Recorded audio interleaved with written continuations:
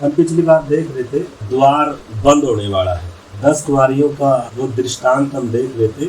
10 कुंवारियां हैं, दूल्हे की इंतजार कर रही हैं, लेकिन उनमें 5 मूर्ख हैं और 5 बुद्धिमान थे। बुद्धिमान कौन है? जिनके पास मसाले सिर्फ नहीं है बल्कि उनके पास क्या भी था? तेल भी था। मूर्ख वो थी जिनके पास मसाले तो थे परंतु उनके पास क्या नहीं था? तेल नहीं था। जैसे मैं बता रहा था, ये वचन यहूदियों के लिए है, परंतु जब हम सीखते हैं बात, वो 10 की 10 सो गई। कलीसिया वचन कहता है कभी सोएगी नहीं। प्रभु का वचन बार बार चेतावनी दे रहा है, तुम सो नहीं जाना। प्रेरितों की सारी शिक्षा यही थी, तुम अंधकार के नहीं हो कि तुम अन्य मतलब उनके समान सो जाओ, जागते रहो, सचेत रहो, तुम नहीं जानते तुम्हारा प्रभु किस दिन आएगा। तो इस करके हम सब ने प्रभु के आगमन के लिए या दूल्हे से मिलने के लिए, दूल्हे के लिए अपने आप को कैसे तैयार करें। जैसे जब दूल्हा आता है, शादी होती है, परिवार के बहुत सारे लोग होते हैं, दूल्हे का इंतजार करते हैं, लेकिन दुल्हन की तैयारी अलग होती है। बाकी सब सो जाते हैं लेकिन दुल्हन कभी क्या नहीं करती? सोती नहीं है। दुल्हन मतलब जिसकी मंगनी लगी है, बाकियों की कोई मंगनी नहीं लगी, हाँ वो भी इंतजार कर रहे हैं दूल्हे का। जैसे दुल्हन के परिवार के लोग, बाकी लोग, बहनें हैं, भाई हैं, माँ बाप हैं, सब दूल्हे का क्या करते हैं? इंतजार करते हैं, दूल्हा आने वाला है बारात लेकर। परंतु दुल्हन की तैयारी अलग होती है, वो कभी सोएगी नहीं। जैसे जैसे वो दिन निकट आता है वो अपनी तैयारी को क्या करती है? पूरी करती है। हम पिछले दिनों सीख रहे थे प्रकाशित वाक्य 19 अध्याय का, आज से हम सीख रहे थे दुल्हन ने अपने आप को तैयार कर दिया। दुल्हन को किसी को बोलने की जरूरत नहीं है, वो संबंध है। इस करके जो रैप्चर में उठाए जाएंगे, कौन लोग होंगे वो, उनका जीवन कैसा होगा, हम इन बातों को थोड़ी थोड़ी करके हम देखेंगे, क्योंकि आजकल इन्हीं बातों की चर्चा है हर जगह और होनी भी चाहिए। जैसे इनके बारे में लिखा था, आधी रात के लगभग धूम मची कि दूल्हा आ रहा है। तो आधी रात के लगभग, आधी रात दर्शाता है अंधकार के समय को दर्शाता है, अंधकार का समय है, आधी रात सब सोए पड़े। लेकिन धूम मचने का मतलब क्या है?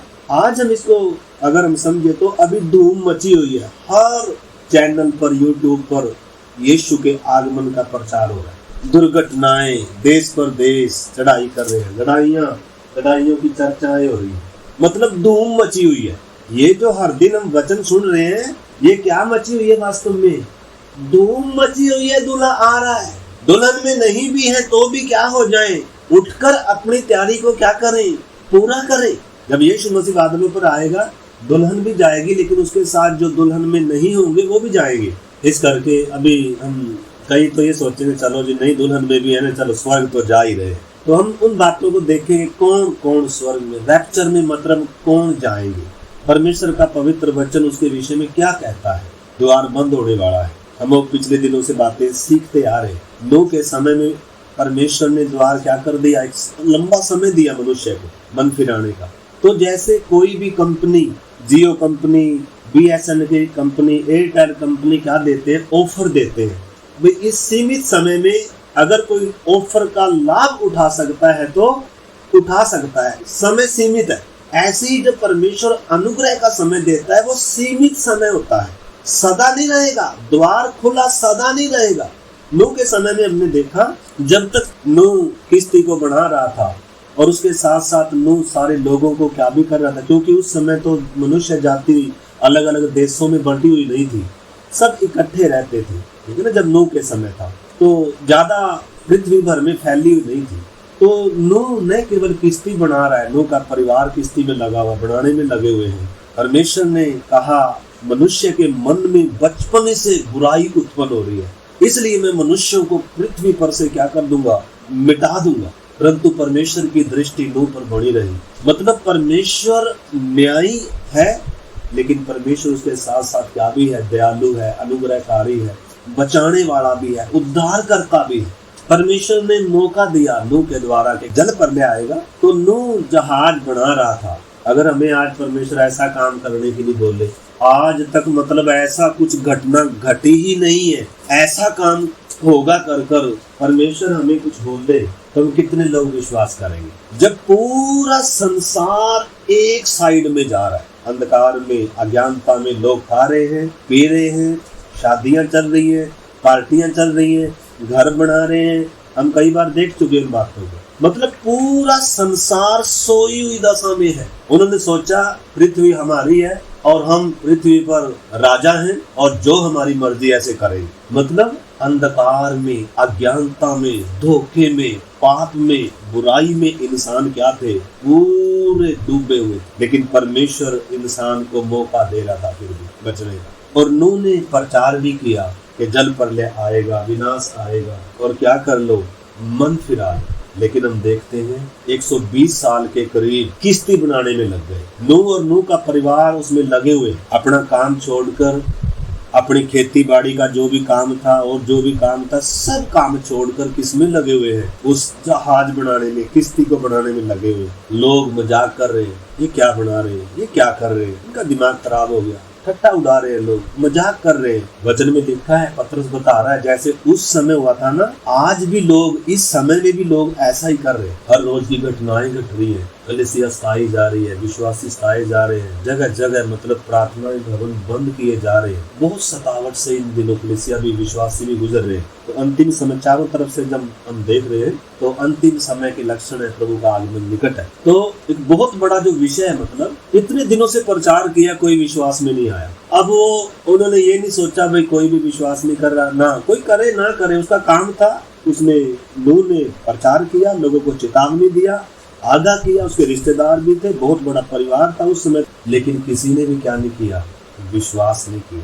आखिर में किश्ती बनकर तैयार हो गई, द्वार खुला हुआ है, 7 दिन तक नूह जहाज के अंदर बैठा हुआ है। लेकिन तो भी हम देखते हैं 7 दिनों के अंदर जानवरों के हृदय परिवर्तन हो रहे हैं।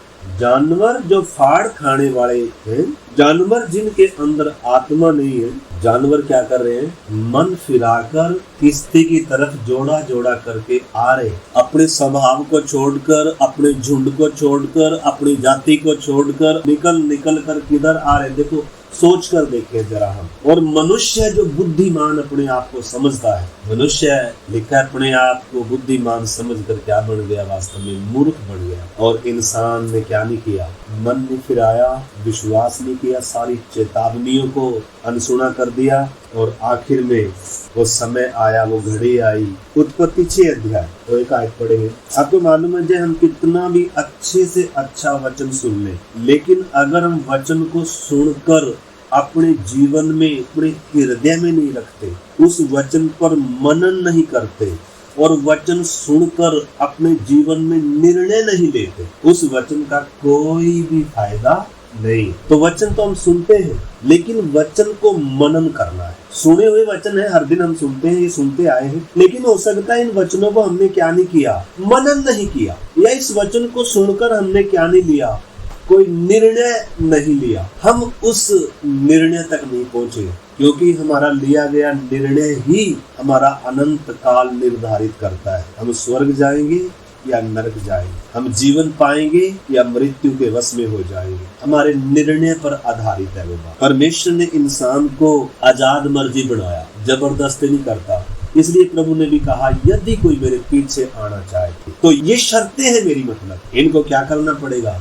मानना पड़ेगा, मतलब निर्णय लेना पड़ेगा। पहले बैठकर क्या कर लो? हिसाब जोड़ लो। तो हमने भी उन बातों को मनन करना है और इस विषय के लिए हमने निर्णय करना है। तो इधर लिखा है उत्पत्ति 7 अध्याय उसका 14 से मैं पढ़ता हूँ। और उनके संग एक एक जाति के सब बनैले पशु और एक एक जाति के सब घरेलू पशु और एक एक जाति के सब पृथ्वी पर रेंगने वाले जंतु और एक एक जाति के सब उड़ने वाले पक्षी जहाज में गए।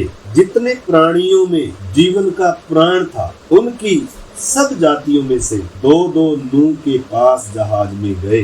और जो गए वे परमेश्वर की आज्ञा के अनुसार सब जातियों के प्राणियों में से नर और मादा गए। तब यहोवा ने जहाज का द्वार बंद कर। द्वार किसने बंद कर दिया? परमेश्वर ने बंद कर दिया। कब बंद कर दिया? कितना अवसर दिया, मतलब परमेश्वर सदा अवसर नहीं देगा। जैसे मैंने बताया, आज कितनी बड़ी घटना घटी, जहाज क्रैश हो गया अहमदाबाद में। गुजरात का एक मुख्यमंत्री भी उसमें सवार था, उसकी भी मृत्यु हो गई। पूर्व मुख्यमंत्री था विजय रूपाणी, आप जानते होंगे सब। 242 लोग, मतलब कितनी तैयारी के साथ कुछ विदेश जा रहे थे, कुछ विदेश से अपने घर जा रहे थे, क्योंकि 59 लोग विदेशी थे, में कुछ गिनती लिखी हुई, कुछ हमारे भारत के थे। देखो ना कितना अनमोल जीवन है, लेकिन कैसे चला गया, भाप के समान जल गए, आग लग गई। और वो जहाँ वो जहाज गिरा, वो डॉक्टरों का वो था, हॉस्टल था। भयानक दृश्य है, आग का गोला, धुआं, पूरा किसी की गर्दन कटी हुई आग पड़ी है, और कोई मरुंडे के तल, जैसे मरुंडा होता है या कोई चीज जल जाती है, ऐसे कर कर क्या हो गए, सब पूरे जल गए, कोई पहचान भी नहीं होगी। क्या हो गया, थोड़ी देर के लिए। मतलब देखो ना कितना, ये सोच कर देख के थोड़ा, हाँ, मनुष्य का जीवन कितनी इंसान वो बनाकर चलता है। विदेश जाएंगे, ये करेंगे, पैसा कमाएंगे, वो करेंगे, मतलब कितनी, देखो ना। लेकिन इसलिए तो वचन में लिखा है ना, हम पिछली बार पढ़ रहे थे, उसमें याकूब में पढ़ रहे थे, याकूब की पत्री, उसका 4 अध्याय में पढ़ रहे थे, 4 का 13 से। तुम जो यह कहते हो आज या कल हम किसी और नगर में जाकर वहां 1 वर्ष बिताएंगे और व्यापार करके लाभ कमाएंगे, अच्छे विचार हैं। और यह नहीं जानते कि कल क्या होगा। सुन तो लो, तुम्हारा जीवन है ही क्या। जीवन मतलब मनुष्य का जो धरती का जीवन है, भाप के समान है, किसी भी क्षण मौत आएगी, या तो मौत आएगी या प्रभु आएगा, लिखा है। और यह नहीं जानते कि कल क्या होगा। सुन तो लो, तुम्हारा जीवन है ही क्या। तुम तो भाप के समान हो, जो थोड़ी देर दिखाई देती है फिर लोप हो जाती है। अब वो कितने लोग थे, 242 लोग, कैसे चंद सेकंडों में लोप हो गए, छाया से ठहरे। याद रहेगी सिर्फ कितने सेकंड में, कितने घंटे नहीं लगे, मतलब उनकी जान जाने में मिनट भी नहीं लगे, चंद सेकंड लगी, चंद सेकंड, समझने तक का भी मौका नहीं है। मतलब तो आप सोच कर देखो कितनी दर्दनाक और भयानक मौत आई। लेकिन प्रभु इधर चेतावनी दे रहा है, सबके लिए है चेतावनी। आगे जब 5 अध्याय पढ़ोगे, इधर ये चेतावनी सबके लिए याकूब दे रहा है, पूरी मानव जाति के लिए है बाइबल। तो इधर परमेश्वर का वचन कहता है, तुम तो भाप के समान हो, जो थोड़ी देर दिखाई देती है फिर लोप हो जाती है। इसके विपरीत तुम्हें यह कहना चाहिए, यदि प्रभु चाहे तो हम जीवित रहेंगे। यदि प्रभु चाहे तो हम जीवित रहेंगे और यह या वह काम भी करेंगे। उसकी इच्छा हुई तो हम वहां जाएंगे, अगर उसकी दया हुई तो हम जिंदा रहेंगे। मतलब कितना बड़ा बात है ये। हम कई बार प्रभु के बिना ही अपने सारे प्रोग्राम बनाकर रखते हैं, आज उधर जाना है, कल ये करना है, कल वो करना है, सारी योजनाएं बनाकर रखते हैं। लेकिन ऐसी ऐसी घटनाएं परमेश्वर क्यों होने देता है, ताकि मनुष्य क्या ना करे, घमंड ना करे अपनी योग्यता पर, अपनी ताकत पर, अपने धन पर, अपने बल पर, अपने ज्ञान पर क्या ना करे, घमंड ना करे। तो इधर लिखा है, पर अब तुम अपने डींग मारने पर घमंड करते हो, ऐसा घमंड बुरा है। इसलिए जो कोई भलाई करना जानता है और नहीं करता वह पाप। हे धनवानों, सुन तो लो, तुम अपने आने वाले कलेशों पर चिल्ला चिल्ला कर रो। तुम्हारा धन बिगड़ गया है और तुम्हारे वस्त्रों को कीड़े खा गए हैं। तुम्हारे सोने चांदी में काई लग गई है और वह काई तुम पर गवाही देगी और आग के समान तुम्हारा मांस खा जाएगी। तुमने अंतिम युग में धन बटोरा। अंतिम युग में क्या बटोरना चाहिए? अनंत जीवन बटोरना है। लेकिन मनुष्य क्या बटोरने में लगा हुआ है, क्या इकट्ठा करने में लगा हुआ है। हमने भी चीज को समझना है। अपने गुजारे के लिए काम करना, नौकरी करना गुनाह नहीं है। हमने सबने अपना काम करना है, बिजनेस व्यापार जो भी है। लेकिन इधर उसका सिद्धांत दिया है याकूब ने, मतलब परमेश्वर की इच्छा से सब करना है। परमेश्वर चाहेगा तो मैं ये काम करूंगा, मेरी प्राथमिकता परमेश्वर के साथ मेरा संबंध है। देखो ना हमारे सामने है, कितनी बड़ी घटना है। उनका धन कहाँ गया? धन उनको बचा नहीं सका। कितने तो ऐसे होंगे जिन्होंने धन के लिए ही विदेश आए थे या विदेश गए थे, लेकिन कहाँ गए? चंद सेकंडों में क्या हो गया? सब कुछ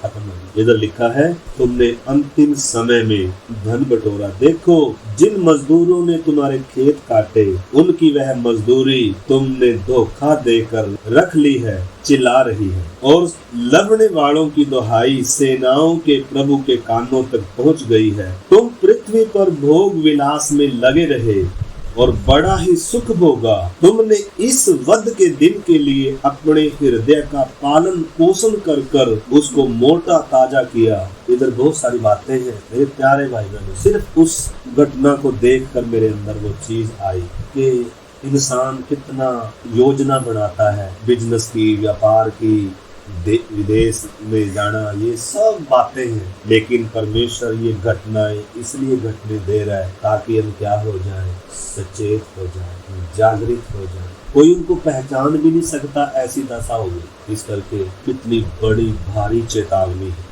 उनको कोई बीमारी नहीं आई, उनको किसी और ने नहीं मारा, लड़ाई में नहीं मरे। कितनी ऐसी दुर्घटना भी है जिसमें एक्सीडेंट हो जाता है, थोड़ी बहुत चोट लग जाती है, हाथ पांव टूट जाता है, लेकिन ये जो बड़ी घटना है कितना हृदय को छेदने वाली बात है। अब हम तो इधर आराम से बैठे हुए प्रचार भी कर रहे हैं और हम सुन भी रहे हैं मेरे प्यारे भाई बहनों, लेकिन जिनके परिवार के लोग उजड़ गए, मतलब जिनके लोग मारे गए, उनको पूछ कर देखो कितने दिनों तक तो उनको खाना अच्छा नहीं लगेगा, उनको कैसे तसल्ली मिलेगी, वो कैसे चैन लेंगे।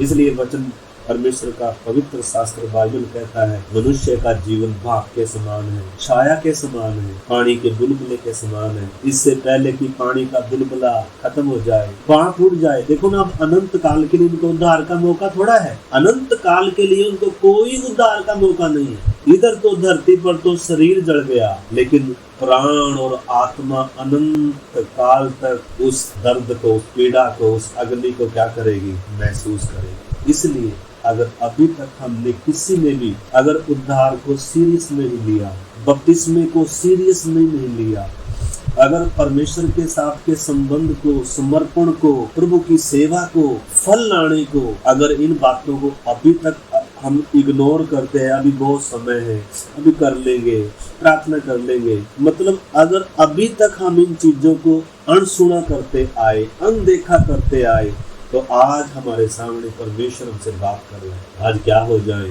सचेत हो जाए, जागृत हो जाए। द्वार किसी भी क्षण क्या हो जाएगा। अगर हम जिंदा भी हैं तो भी द्वार तो देखो क्या होने जा रहा है, बंद होने जा रहा है। इस धरती पर विनाश आएगा। ये तो एक मात्र एक छोटी सी घटना थी, ऐसी घटना नहीं होने जा रही कोई, बल्कि पूरी धरती पर क्या होने जा रहा है, पूरी धरती पर आग बरसेगी, पूरी धरती पर विपत्तियां आएंगी। ऐसा समय वचन कहता आने वाला है। इस करके इन्हीं दिनों मेरे प्यारे भाई बहनों, आइए हम सब मिलकर क्या करते हैं, कैसे हम अपनी तैयारी को पूरा करें। मुझे क्या करना होगा, वचन उसके बारे में क्या कहता है, तो मैं कुछ एक दो बात बताकर मैं प्रार्थना करता हूँ। कैसे मैं दूल्हे के लिए, उसे मिलने के लिए, अपने प्रभु के लिए, रैप्चर के लिए, गुप्त आगमन के लिए तैयार हो सकूं, क्योंकि यही है सबसे बड़ा विषय। बाइबल यही कहती है। जब प्रभु यीशु मसीह आए उस समय सब कुछ बताया गया था, दिन बताया था, महीना बताया था, साल बताया था, किस गोत्र में आएगा वो बताया था, सारे चिन्ह दिए गए थे, किस जगह पर, किस गांव में आएगा, सब कुछ बताया था। उसके आगे